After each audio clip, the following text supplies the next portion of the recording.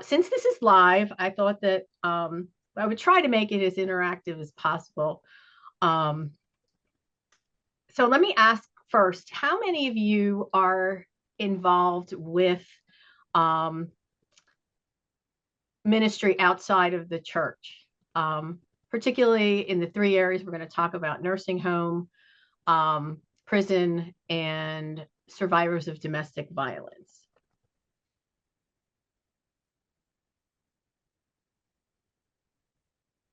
Anyone? I'm a hospital chaplain. Okay. So you have some experience with all types of people coming through the door. So any others? Well, I've had a prison ministry at one time, but that was before my retirement. Okay.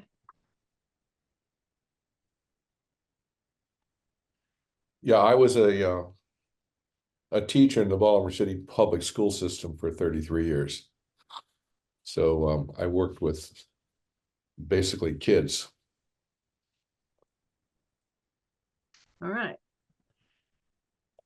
Well, just to give you a little background on how this kind of all started, in 2016, I was a member of a congregation in Carlisle, and I was their representative to the area religious council. And the council employed the chaplain at Claremont, which at the time was the county nursing home. And they also employed the chaplain at the Cumberland County Prison. And I'd had experience with the power of God's word in nursing homes because I was an occupational therapist for 30 some years, and I worked in a nursing home. And I would go and I would evaluate people who basically couldn't even respond to me. But on Monday afternoon, when a woman came in to play the piano in the gathering space, and she was playing the old hymns, especially the old gospel hymns, these same people who couldn't answer a yes or no question were singing at the top of their lungs. Amen. And so I realized that there was something there that was just getting through to them. And then I had the experience with my own mother who had dementia. And one of the few things that she would respond to was anything that was faith-based.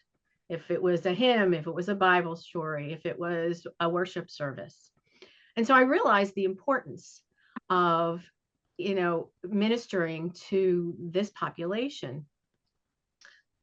Well, the chaplain at the nursing home that was part of our council had approached me, and he said that someone had left who had been doing one of the Sundays, because he only did a worship service once a month.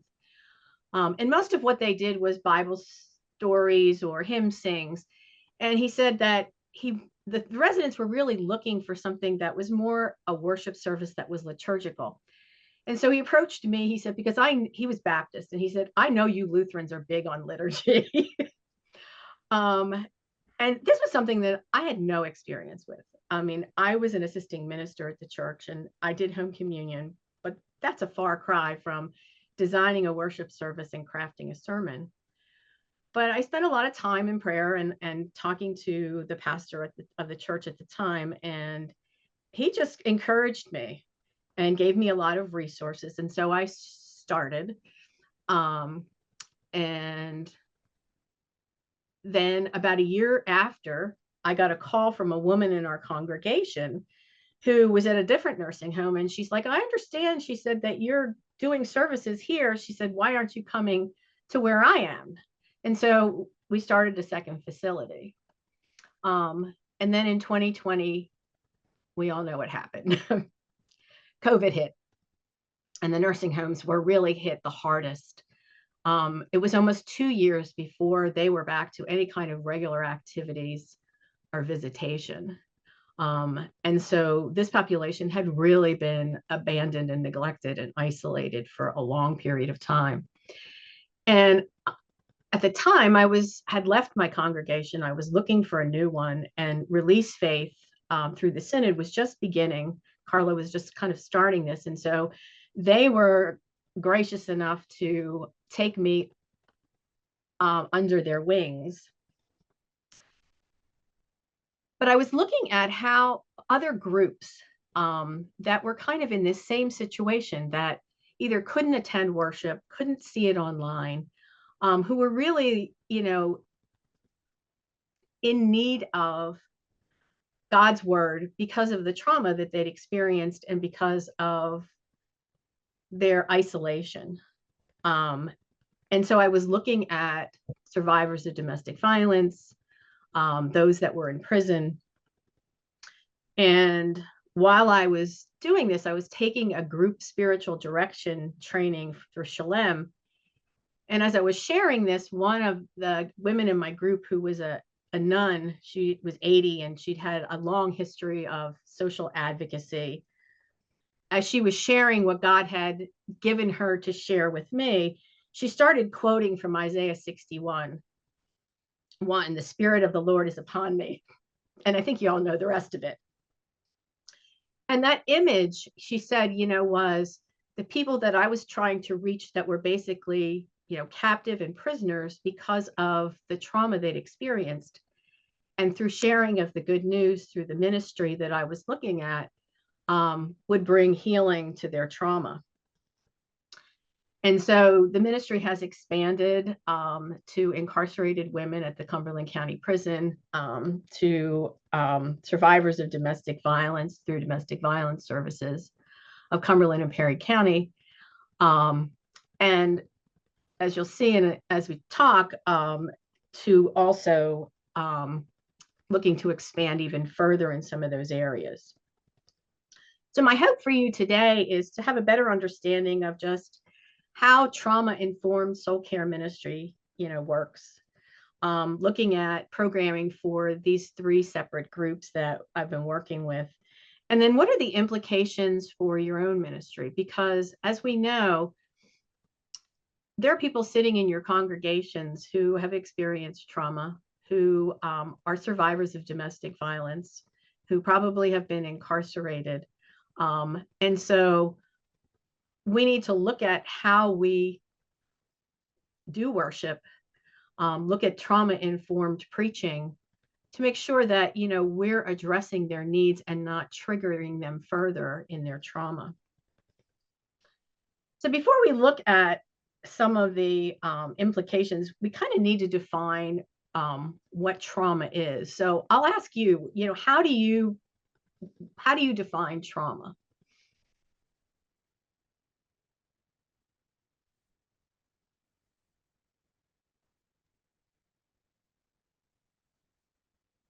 I would say anything that causes emotional, spiritual, physical distress. Exactly. It's any event that affects any part of our well-being. In a way that changes you and forces you to process it. Exactly.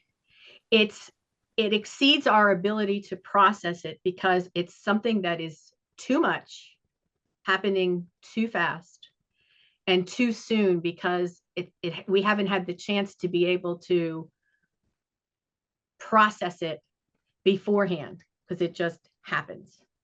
The author Joni Stankin, in her book Words That Heal, Preaching Hope to Wounded Souls, talks about soul wounds. And she describes that as pain that lingers with those who experience trauma and wounding experiences. And if you think about it, the state of our world really amplifies and increases the risk for soul wounds, because it's not just something that happens to an individual. It can be something that happens thousands of miles away that's affecting a particular group that may cause trauma. People of color definitely experienced trauma after George Floyd. People all over the world, especially those of Ukrainian background, are experiencing trauma just from what they're seeing in the Ukrainian-Russian conflict.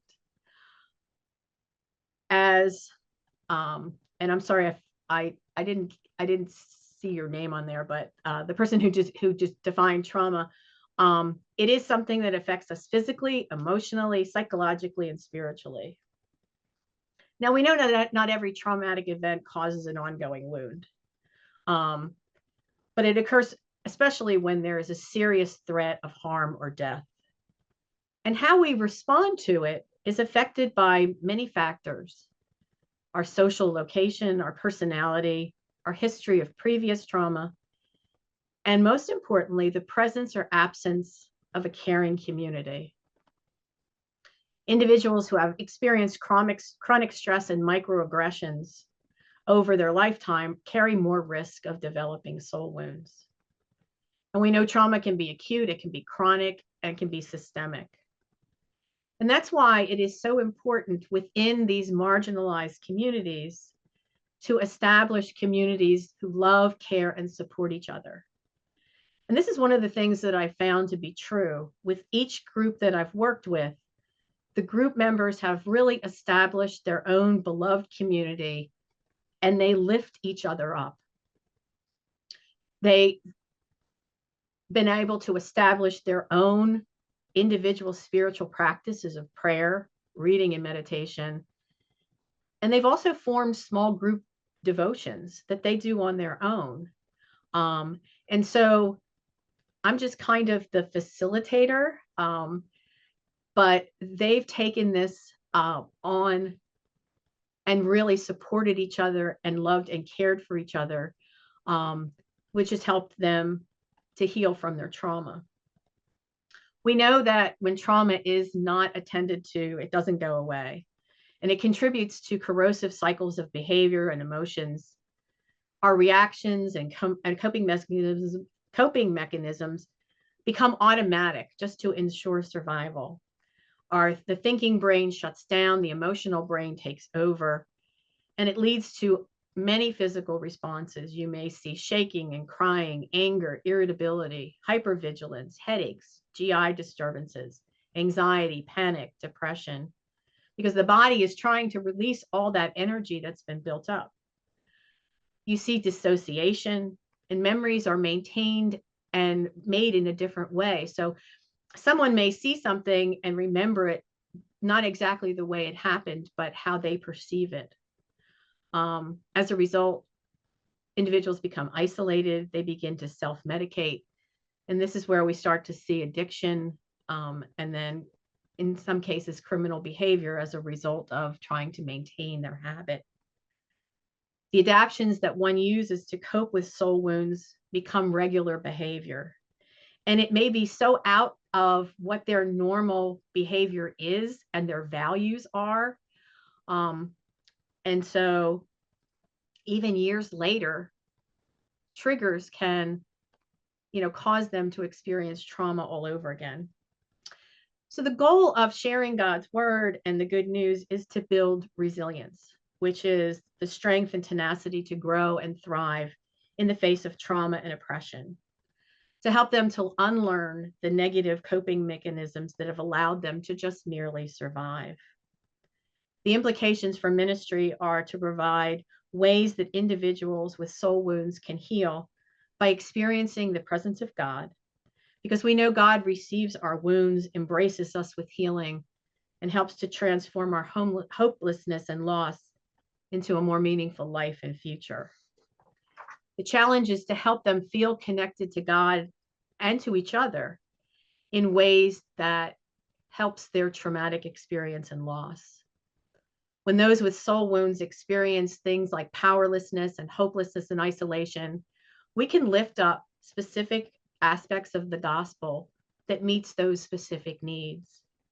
And when we preach Christ with us, it reminds survivors that they are not alone.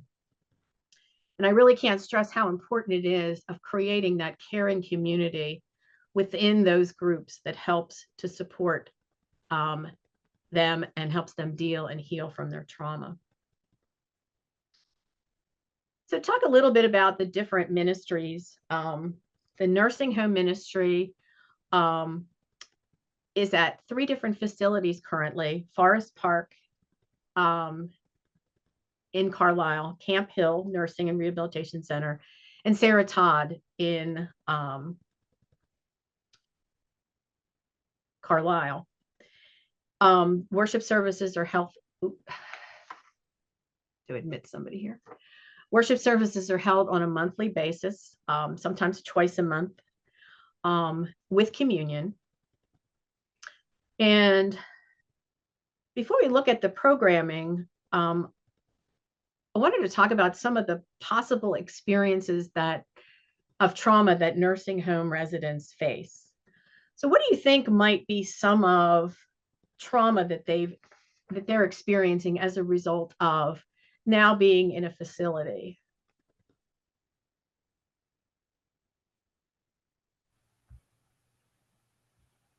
Well, definitely loneliness. Say that again. Definitely loneliness. Loneliness. Yes. Feeling that they're not connected. Yes. One of the things that we've seen, especially since COVID, is that many of the nursing homes, because of lack of staffing, have had to close beds. And so individuals are often placed far from their own geographic area. You may have somebody who was lived in York who is now in a facility in Carlisle.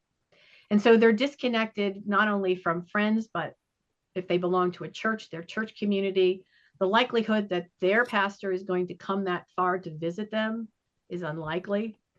And a lot of what we see too is that our elderly may have lived separately from their adult children in different geographic areas, but now their older children are having to take care of them and see them in facilities. They're moving them close to them. And so as a result, they're disconnected from their friends. What are some of the other things that you might see in terms of trauma?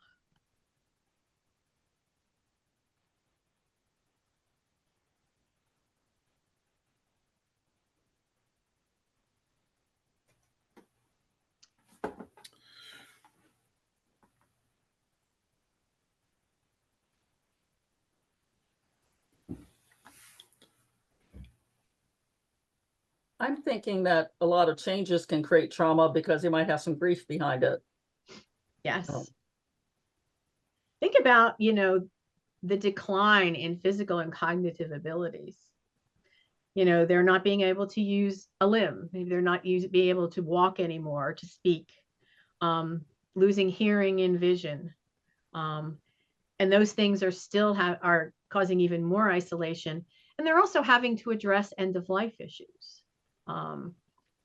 Many times, depending on their condition, they're being asked as to whether they want to sign a do not resuscitate order.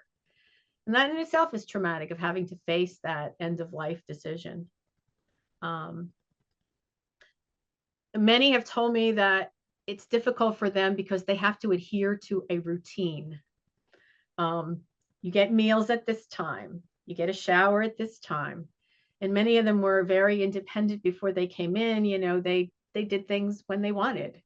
And now, they're having to, be in a situation where, somebody's telling them and controlling their life. And they may be in a facility now because their caregiver has recently passed away. And so there's no longer anyone. And so that you mentioned the grief, Ellen. And often we see that with the death of another resident, especially if it's their roommate. And sometimes they've experienced trauma or abuse from a previous caregiver, and which is one of the reasons they may be in the facility. So it's important to kind of know your population before you start anything in nursing homes. Most facilities, you have people at varying cognitive levels, varying physical levels. And so you really kind of need to know your population and how to gear it. Some of the nursing homes have dementia or memory care units, and those people are isolated and not brought over as a part of activities with the other groups. But in some facilities, they are. And so depending on what your level of cognitive functioning is of your group, you really need to know how to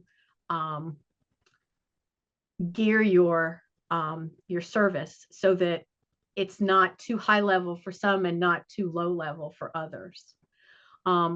Also important is knowing people's swallowing status, because if you're doing communion, that's really critical. And that's why working with the staff is really important.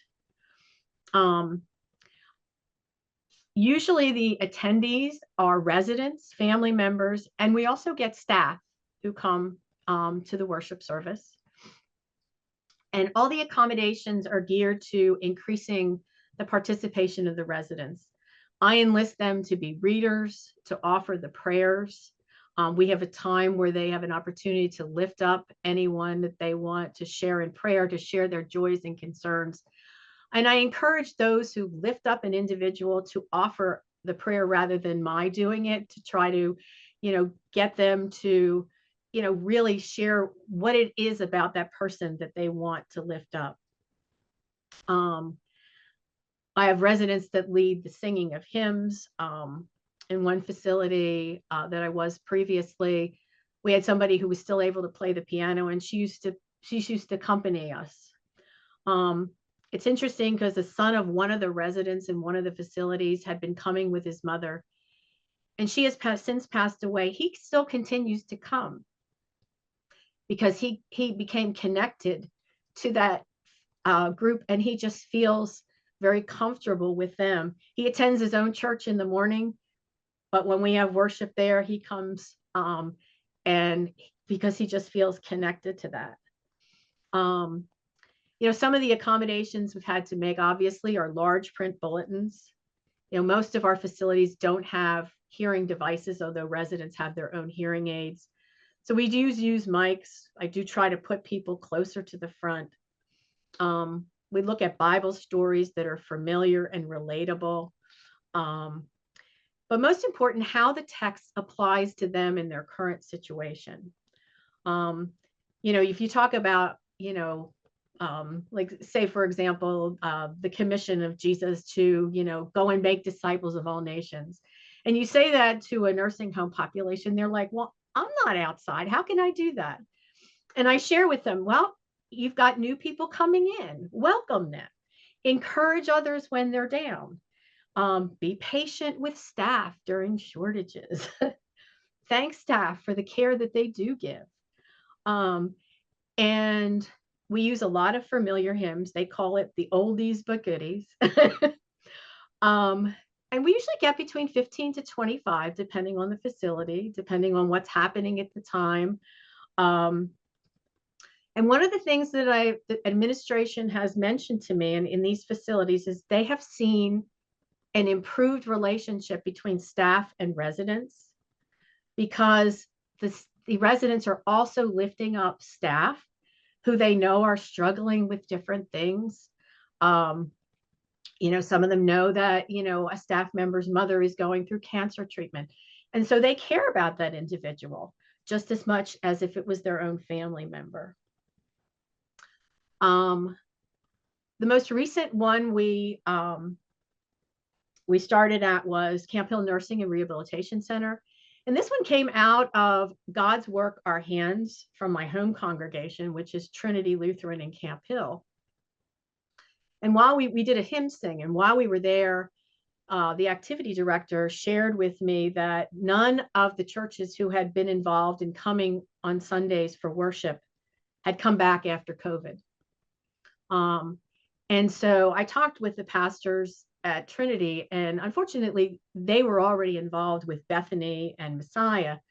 And so Release Faith decided that, we could take this on.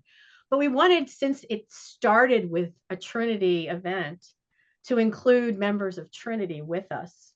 And so our congregation members have been involved. We have somebody who comes and plays the piano, and some of our members of our choir are planning to come and do special music for different church holidays.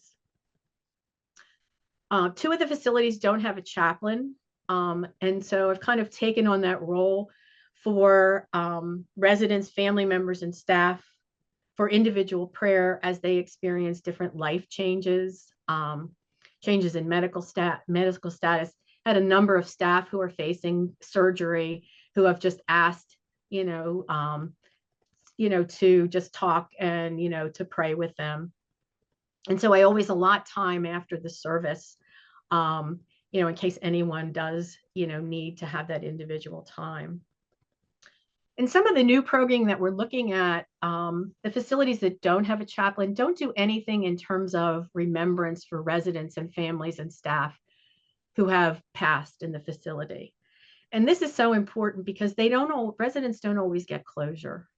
And so it's an opportunity for them to honor those that, they were close to.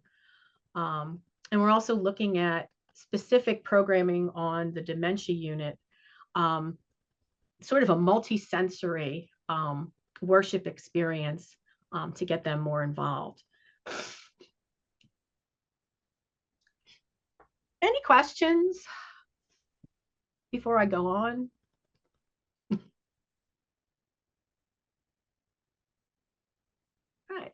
So I want to talk about the prison ministry. So this began in 2023 at the Cumberland County Prison. And I started a spiritual direction group for those who identify as female. And originally it was going to be it's on the women's unit. But I say those who identify as female because we have had a number of individuals who are biologically male, but are in transition. And so they are housed on the female unit and have wanted to attend the group. There is a full-time chaplain there who coordinates, and there are many groups that come in and do worship services and Bible study and devotions. But incarcerated women is probably one of the most neglected group. Even if you look at services that are on the outside for returning citizens that are female, there is much less than there are for males. In prison, one of the reasons I think is that a lot of women do not want to come in to a prison and do a service or provide services because they're afraid. And a lot of males are not comfortable with being on the female units for many reasons. And so this group has kind of been long neglected. So we meet twice a month. The attendance averages between about 5 to 11 people. There is still an ongoing issue with COVID in the prison. And so we only do 1 or 2 units at a time. And that's why the numbers are low. But some of the violations, the reasons they're incarcerated has been drug possession and distribution, DUIs, driving violations, theft, passing bad checks, and prostitution.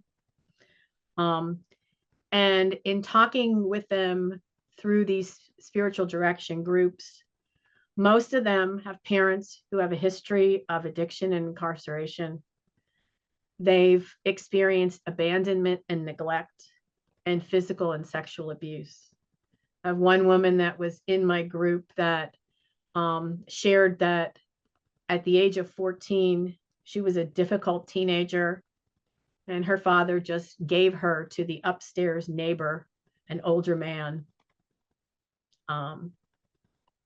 And basically, she was his. And you imagine the trauma experienced in that situation of, being abandoned, and at 14, being essentially the concubine of a older man. As a result of, some of these childhood traumas, many have had difficulty with focus and concentration. A lot of them have never completed high school. They've had difficulty holding on to a job. They self-medicate to relieve the pain, which in turn has led them into their criminal behavior. Many of them have difficulty processing. They don't understand the consequences of their choices. And unfortunately, many have gone through rehab programs for their addiction, but their original trauma has never been addressed. And so as a result, rehab has not always been successful. And unfortunately, incarceration contributes to trauma. In our country, the criminal justice system is punitive, and you can really see that. When I come in, and other groups are coming in at the same time for different services. There's an AA group, an NA group. One of the Catholic churches has a worship service the same time I come in for one of the men's units. We're treated poorly by the COs. So if we are, just because we're in there providing a service, which they don't think the inmates should be getting because that's kind of a gift, and they think that they shouldn't be receiving anything nice, you can imagine how they're treating those that are housed there. There's a lot of bullying by other inmates. People are separated from their families, including their children. And that's one of the things that especially the women's group worries about, because some of their children are being taken care of by abusive parents, and some of their children are in foster care. We know from studies that mental health symptoms are caused in prison, and those that already experience them are getting worse, worsening of their mental health systems. And the longer somebody's in, the more difficult it is to adjust to life on the outside. So just to give you a little bit about, the group itself, we have a covenant to ensure confidentiality, because we don't want anything that's said to be used by anyone on the cell block that might be a little more aggressive, that can use that information against them. I usually try to start, in a positive way with identifying something positive they've experienced or something that they're grateful for. We begin with a centering prayer, and I usually ask people, what is it that you want to focus on today? Is it hope? Is it trust? And so we do a breath prayer that focuses on that, just to kind of get them centered and focusing. And I've encouraged them to use those breath prayers as a way of helping them on a daily basis. You see a lot of impulsivity in this population, which has led, to some of the behavior, which is a result of their trauma. And so I encourage them that when they're ready to make that snap decision, that they take the time, they focus on their breath prayer, which helps to center them and focus them and slow them down in order to help them make, a more informed decision. We've been focusing on women of the Bible, and we've started with the Old Testament. We're working through the New Testament and looking at, how these women were victorious. Some of them were vicious. Some of them were victims. Some of them were, and some of them were all those at the same time. How the choices that they made, looking at establishing core values, and how God has worked in the lives of these women of the Bible and how they can work in ours.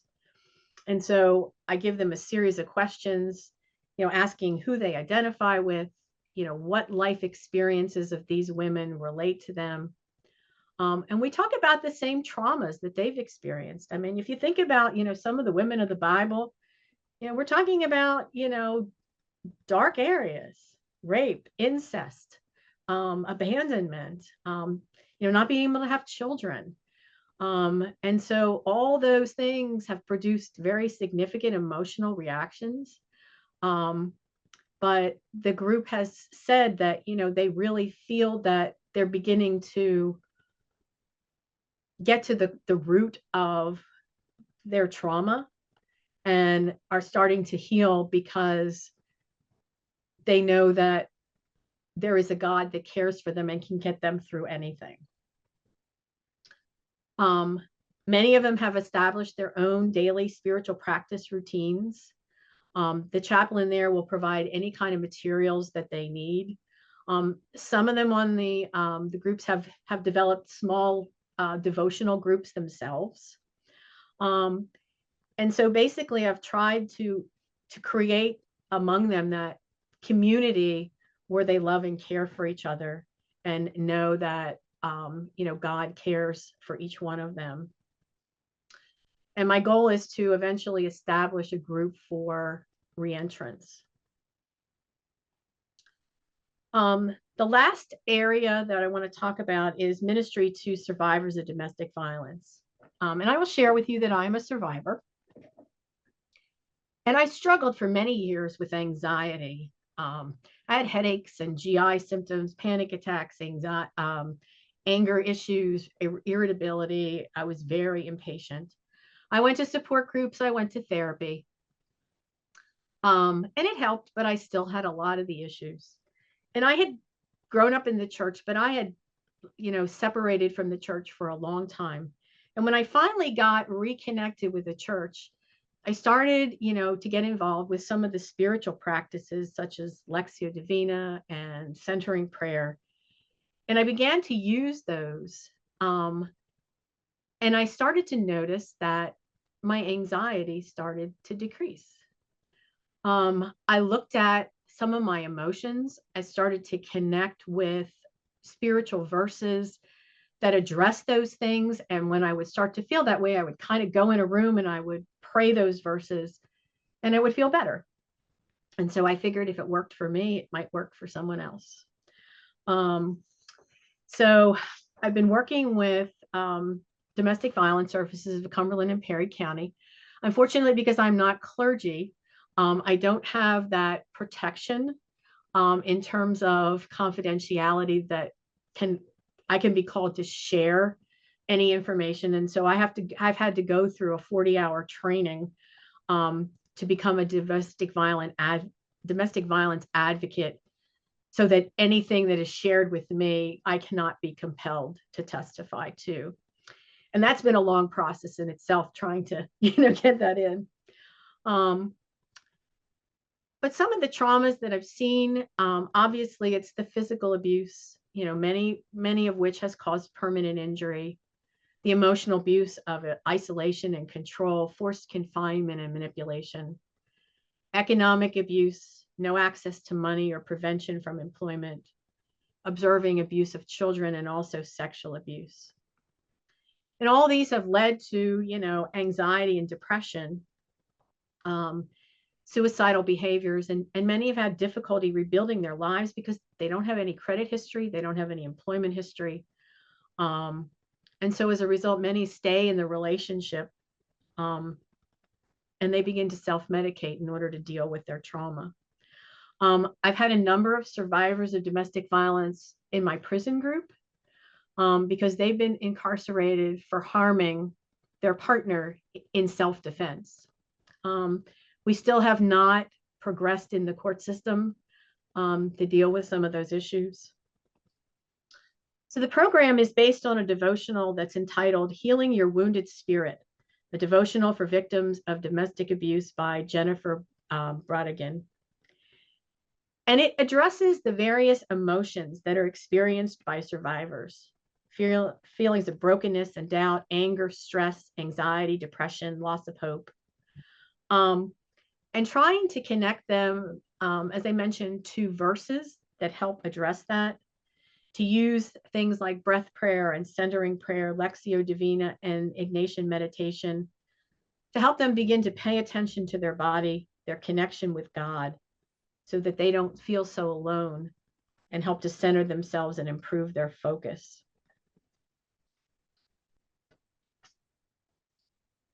So what are the implications for your own ministry? You may not be working with a specific marginalized population, but I mentioned at the beginning, I will guarantee you that every one of you has someone in your congregation, whether you know it or not, that has soul wounds. Our calling pulls us beyond the brokenness to allow those with soul wounds to experience God's presence and stitch together the places where the fabric of their lives has been torn apart. There is a great temptation for those of us in ministry to try and explain or defend God's seeming inaction in the wake of traumatic events. One of the things I see a lot is anger at God, which is a natural response to trauma. But we know that God is large enough to receive our anger, and he securely and safely holds it so that we don't harm ourselves and others in the process. Preaching reliance on the Holy Spirit when one's own power is insufficient offers empowerment in Christ and God's hope, the hope in God's promises. And Christ's move from the cross to resurrection serves as a promise of our own move from death to life that can be experienced through surviving, healing, and finding new purpose in the wake of trauma. Survivors of trauma never completely are made anew or restored, but they can find a way to manage and function, affirm life, and grow and trust others again. The brain does not function fully and effectively with soul wounds. And so individuals react emotionally rather than thinking through. And so in our ministry, we can help them and guide them so that they can reestablish their values and their sense of identity. One of the things that in taking the training that I did with Joni Sankin on trauma-informed preaching is we need to be aware that in part of our worship, there are things that may be triggering. For example, when Jesus is telling his disciples that, when somebody strikes you on the cheek, turn the other one. For somebody who is a survivor of domestic violence, that is a whole different meaning. And so I encourage you to look at, when you preach, to look at it with a trauma-informed lens. What are things in there that may trigger somebody? And Joni Sankin encourages pastors to give a heads up warning, that there may be a trigger in something that we're going to share. And as a result, validate that this can cause trauma. And just in closing, I think to remember that trauma-aware preaching fosters healing. It builds resilience. And when wounded people experience healing, the witness of the entire church is stronger. So thank you for listening, and I will take any questions that you may have.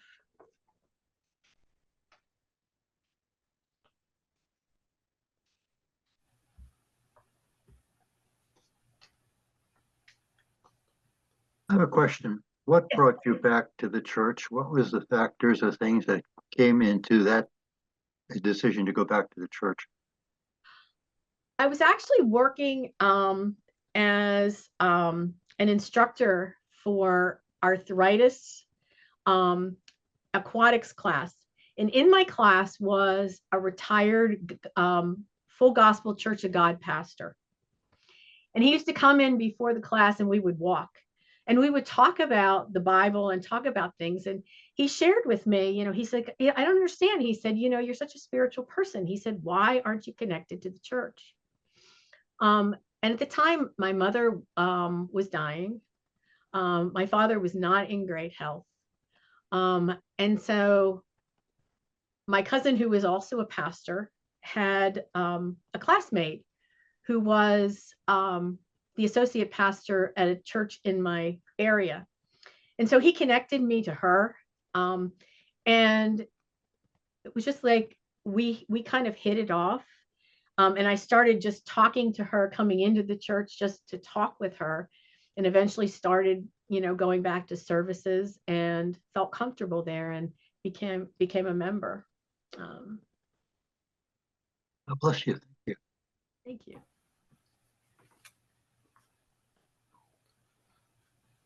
I have a question about self-differentiation. So, for instance, I was raised as a fundamentalist evangelical, so I have my own version of church hurt, as I call it, which is essentially a certain type of trauma.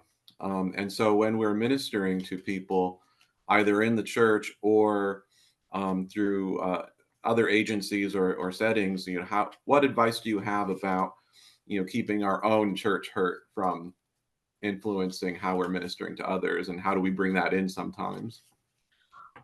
That's a good question, and it is difficult, because so many of the people that I see will tell me, oh, I kind of have gotten away from church. I've been hurt by the church for whatever reason. Um, people want to talk individually. I've tried to address that with them, but I try to keep my own, you know, out of it as much as possible, because I've had the experience personally, which is one of the reasons I left the congregation that I was at. Um, so it is a difficult balancing act, and I think you just have to kind of play each situation, individually.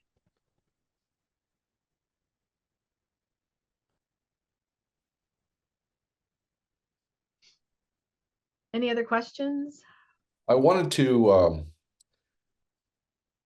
bring this up. When I saw marginalized, we at our church have housed over the winter months 30 individuals and small families of homeless, and they obviously are a marginalized group. How does one work? How would you suggest working with them in this situation? The second is the LGBTQ community, another marginalized group, which we are reaching out to. Again, how do we incorporate some of your ideas into working with those groups? I think when it comes to um, uh, the individuals that you have that are homeless that you're housing, one of the things is just, do you have like people from your congregation that um, are there with them in the evening, while they're Yes. there? It's just, just talking to them, and, asking, is there anything that you would like us to pray for? Um, One of the things I found through some of the outside community things I've been involved with people that are homeless through like a free laundry project is not forcing it, but allowing people to kind of come to you, through asking them, how are things going? Allowing them to share what they're comfortable with, and then asking, can I pray for you? Is there anything, and I think through that, people will start to open up. Um, and then they'll begin to say, well, we'd like to pray before we start, or, we'd like to maybe have, a small devotional or a small worship. I think it builds from that, in just meeting the needs of people, but just connecting with them as people. Um, Yes. I was interested in what you were when you were speaking about the nursing homes and so forth. These people experience the same kinds of trauma, medical trauma, psychological trauma, and so forth. And both groups are at times very um, quiet. Let's put it that way. They don't want to open up. I don't know if it's because they're afraid to open up or exactly what's causing that, but both groups tend to stick to themselves. I mean, they as individuals, they don't really want to say anything, and it is a very difficult thing to open that communication line. it's a trust issue.